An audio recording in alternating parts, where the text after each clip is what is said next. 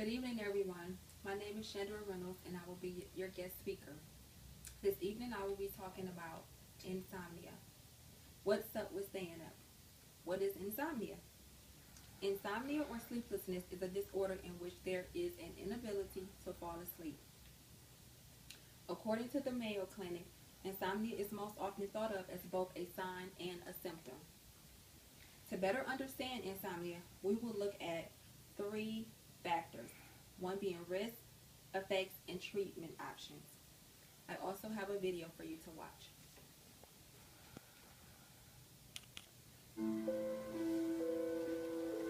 Chris has been trying to sleep for the last few hours.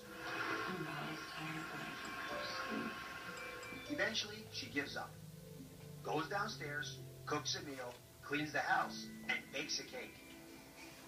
As morning approaches, she gives it one more shot. I'm trying.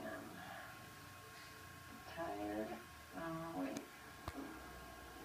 This is what it looks like. Night number 2, and Chris again bounces around the house. 2 a.m., 4 a.m., 5 a.m. Still no sleep. I go from having high energy to just being like a zombie. Chris almost manages to nod off, but wakes up 10 seconds later. After 48 hours with almost no sleep, she has high hopes for night number 3. I'm going to put jammies on and go finish up my routine, and hopefully we'll get a good night's sleep. Okay? Good night. It's really, really ridiculous. I can't get any sleep. My body just won't shut down. Once I hit sleep, hello. My physical body is exhausted.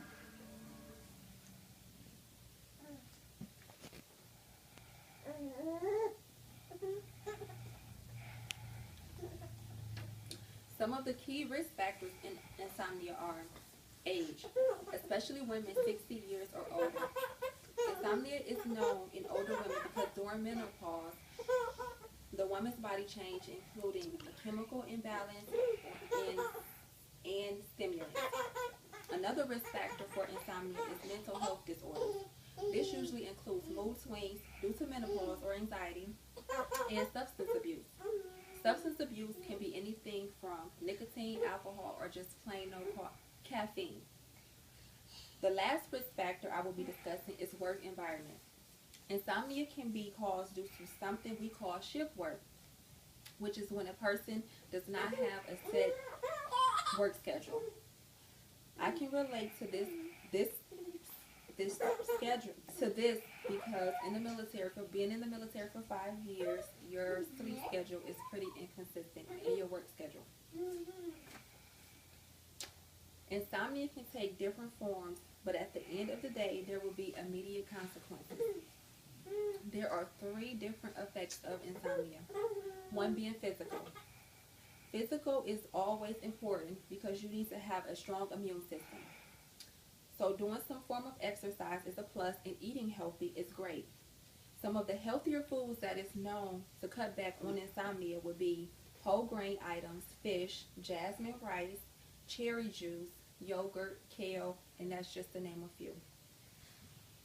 I have a few items here: granola, yogurt, banana, jasmine rice. Some of the negative items that is known to have a negative effect are cigarettes, beer, wine, energy drinks, and drug abuse. And that's just to name a few that cause you to have poor sleep habits. Another effect is physiological. We all know that we all know that with the lack of sleep, people tend to be more emotional, cranky, and temperamental. And it also causes you to have some form of memory loss. Lastly, insomnia affects your social life. With the lack of sleep, you will be less interested in hanging out with family and friends or participating in community activities.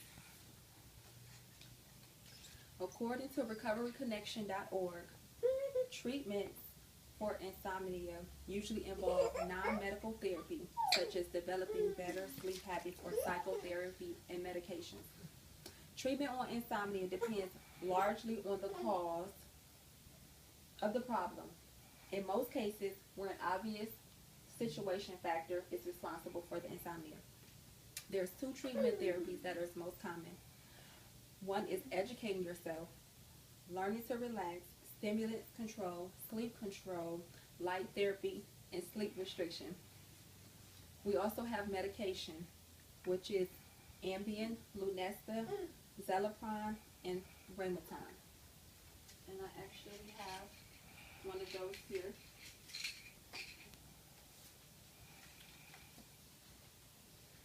To sum insomnia up, I hope that you have learned today insomnia has many causes and there are many situations that can be a risk factor for insomnia.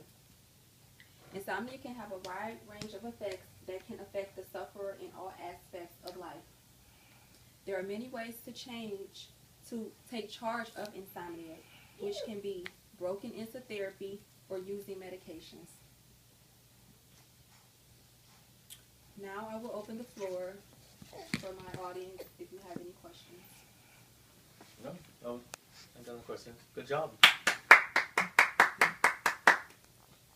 Okay, stop it.